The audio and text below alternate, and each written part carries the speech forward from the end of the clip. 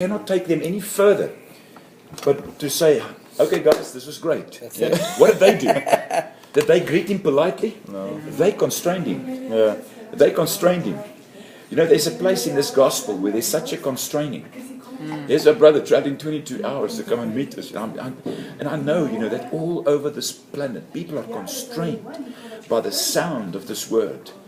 There's something about this gospel that is so irresistible that whoever you are, wherever you are hiding, in whatever situation you find yourself in, there is an appeal. Paul says that we commend ourselves to every man's conscience. Every human life has the right to hear this word. Yes. Yeah, exactly. And so they constrained him. And what did he do? Did he say, guys, it's very late now, I think we need to go? He went into the house. And they sat around the table and they broke bread. And their eyes were open and they saw him. Yes. They saw him in context. The scriptures prepared the place for this revelation.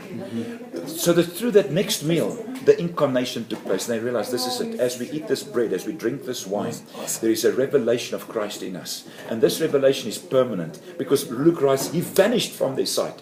And so often we've addicted ourselves to signs and wonders and miracles. And we can't wait for the next one to confirm something. Signs and wonders confirm nothing to the believer. Right.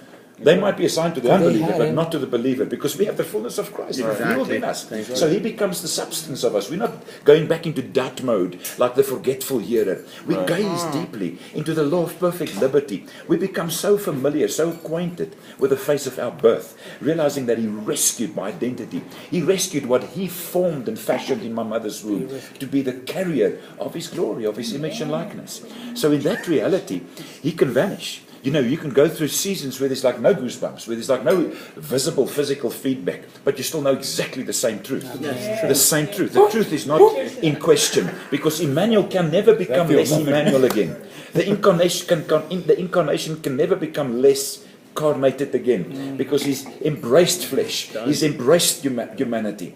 There is no distance whatsoever.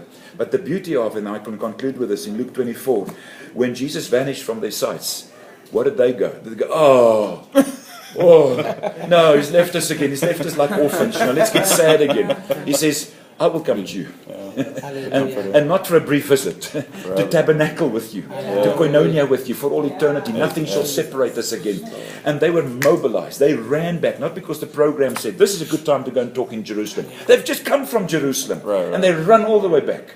Because they're so driven by the revelation of Christ in them. And so when they got there, the fellowship continues, and Jesus zips back into their fellowship, and there's just this, and there they were. So it's a beautiful context. You know, there's no other context to this. The moment we go into, what's your title, brother?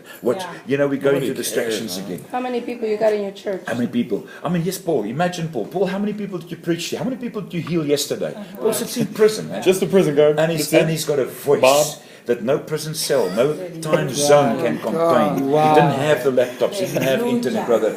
He just had a revelation that he knew could never be chained. It could never again be chained. And when Paul writes to the Philippians in chapter 2, verse 12, he says, not only in my presence, but much more in my absence. Paul says, don't build your faith in my slipstream, you know, in the situation that maybe my next visit will do it for you. My next epistle is going to seal it. He says, much more in my absence. Consider the full context and the full conclusion of salvation in you, because it is God who is at work in you, both to will and to do. Both to will and to do. We encourage one another. Even Peter says, even though you know these things, I will make sure that after my departure, you will be able to recall these things. That's why we try and download the stuff and put everything there, so that we can recall these things. And what happens when we recall these things? We are mutually stirred. Yes, we are mutually encouraged. Yes. Our faith is aroused again. And what was once just a lamp that we held on to, someone else's testimony. Peter says, you held on to my testimony like a lamp because I was an eyewitness of his majesty. I couldn't read or write, not me or any of my two partners. But yet Jesus takes us onto this Mount of Transfiguration 6 days after I announced him to be the Christ, the Son of the living God. Isn't it interesting? Another 6 days go by, and he discovers the revelation of Simon, son of Jonah. I say you are rock. And he comes to discover his identity revealed in Christ. So he says, I want to make sure that after my departure, you'll be able at any time to recall these things. As a lamp shining in a dark place, until the morning star rises in your heart. And that is the only mandate and mission of the New Testament ministry. Exactly. Is the morning star to dawn in the next person's understanding. We're not here to addict people to a ministry so that you can support us and be financially involved with us so that we can have a future.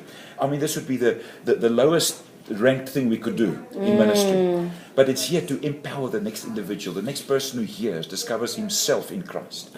If we're here just to impress one another with ourselves, we're back in religion. But we're here to impress one another with one another. Paul says, if you want any competition, here's the only one that's valid. Outdo one another in showing honor.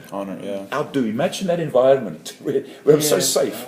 I'm not criticized. I'm not gossiped. Yeah, you don't have to just challenge or have exactly. to. I will fold your underwear for you. So how do you believe God sets pastors and stuff? How do you believe God sets like pastors and stuff? Then? I think they just put the title in front of their own name sometimes. Like, cause